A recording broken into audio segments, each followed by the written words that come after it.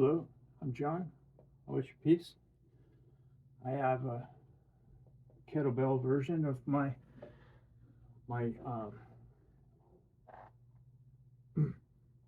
3 axis uh, dynamic workout. Uh, I go with a lateral shift, like Kung Dao works out with it's part of their warm up. I used to have the lowest in the class and already be all the way down by the time everyone was halfway. But I don't think I could do that anymore uh, without really wanting to. But the other the other dynamic is a pendular motion, which is the Tai Chi warm up, and as well as Kung Dao both. And we get to the point where we put a little bit more into the hands and just touch across the our lower back with our wrist.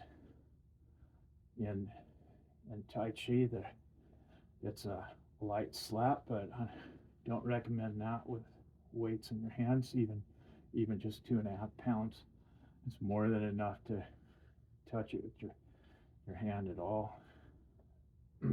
But so we have that lateral and the pendular together,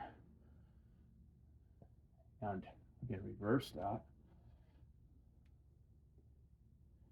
That's that feels very defensive, like we're dodging out of the way, you know, like, and then crescent step back, right? Maybe dodging away from a kick. So we have to be a little bit more careful when we're going lateral and swinging in that direction, because that we have to make sure that we're quite ready for that. And then I lock it over uh, one foot in a bow stance. You can get creative. I like to press them together. That's another dynamic that helps you to tighten the your pecs, your chest, all your upper body, so you can press that together. And there's like a lot more tension, right? And a popular Tai Chi move is to clear as you're pressing. You're coming across with that, so you can do that very safely with uh, with these weights, with the 2.5 pounders. All right, so I can get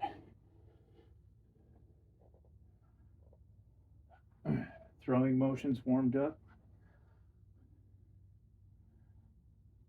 or maybe in a fight that would be a hammer fist, right?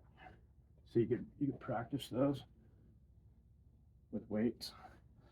That's more of a stretch, so again, you have to pay attention to your limits.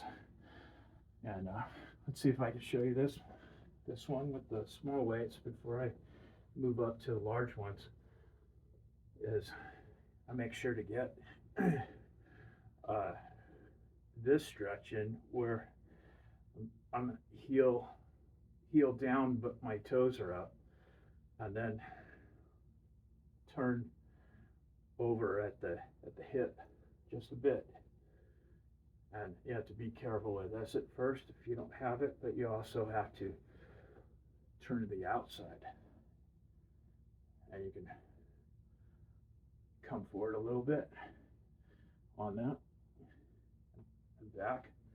And then you have a third dynamic of a vertical motion. Turn your foot, and then just have a sway and effectively iron horse stance. And you want to pay attention to your pain, approach it slowly, see if you can safely pass through it. But otherwise, if it hurts too much or if it's fatigued, then you have to stop. Okay, so I want to get that heel spin with the weights, and you can wreck your socks if you keep going over the same spot on them so much. But with these, you only have to do like 2 or 3 of them, and each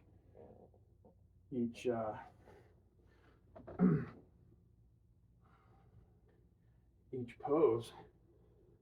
And I like to get the inside first before I go outside with that spin at the ankle there, and then make that a step through and concentrate on the stepping.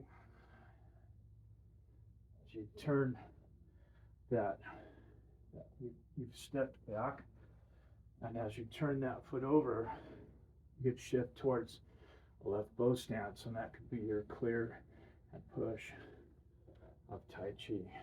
So I do the standard stuff.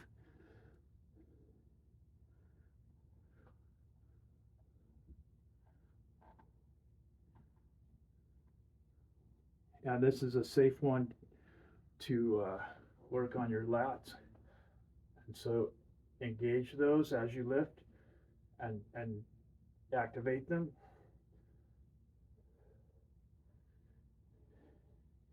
And you can lift in a very shaky fashion, so you're concentrating the muscle groups.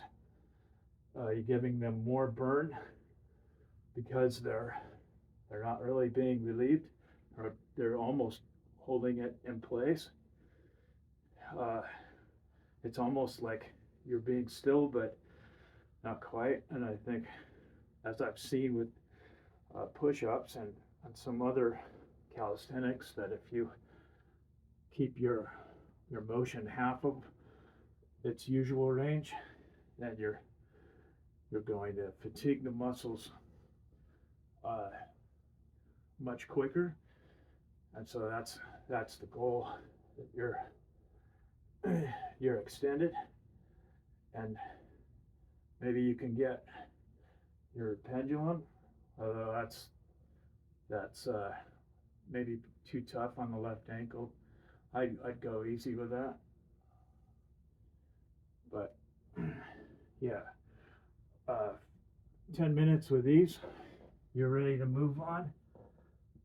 And this is my 3rd run at the video, so I've had 2 workouts already. This is halfway through the 3rd. That's why I look like I'm ready for the summer with my lightest shirt. And you don't want to see the shorts. Oh, you should probably be a little more careful about those, unless you have, even if you have great hands. Just bring it to you and put your hand through. Don't go throwing it, catching it. That's not a good idea. So that I go through the same warm-up mostly, but I don't have to stay as long.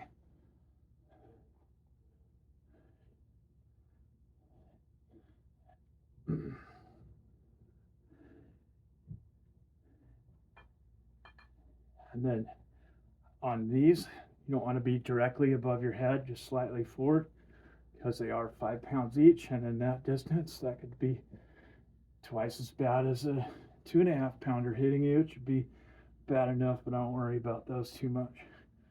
So that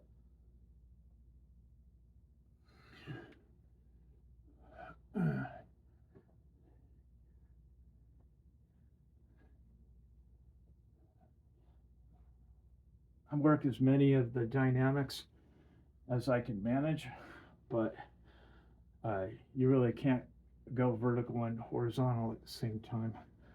not unless you're doing some uh,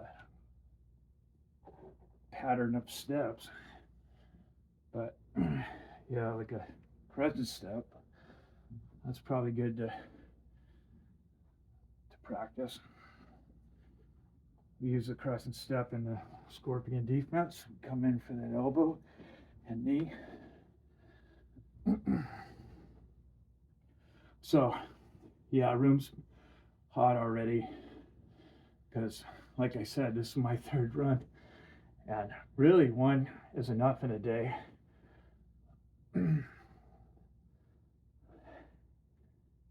So here, where I'm going over my head, would have stopped my swing because weight's over the head, and I have them pressed together. Once you get back there, though, you're pretty safe. You could do a little bit.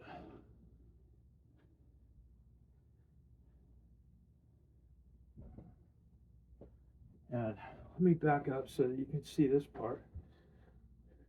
When I come back on the back leg, I like to turn the foot in and turn at the bring it to my shoulders here. And that's actually a lot safer going around the shoulders with these. But I'm turning on my heel with my toes in the air. I get a couple of those forward and then go back a little bit. Maybe not all the way each time, just go a fraction back. And you can come forward on that. You can step into it. And then crescent step out. And you're back in your left bow. And then with the weights, you have these shifting steps, and that's 10 pounds more than your body is used to having, and you can control wherever it is. This is pretty interesting. Having them just slightly ahead of you, it's like it adds a stress. But I like them almost straight up and at the shoulder, so that you could turn your hands back and forth while you're doing that, but you're really concentrating on how your right ankle feels as you're turning, and how your knee is handling that. But the 5.5 or the 5 pounders are something that you may have to get used to the smaller ones first, depending on your current fitness. If you're very fit, then I don't see a reason for you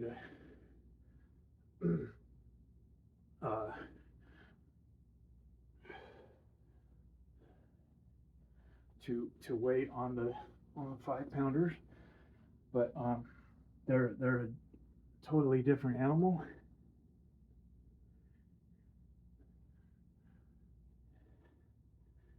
And definitely slower with it. So yeah, and this will rip you up for 2 or 3 days as you get used to this. Your first day might be a shock, but maybe if you're already into Tai Chi, you pretty much have that fitness already, but the weights might be a lot. So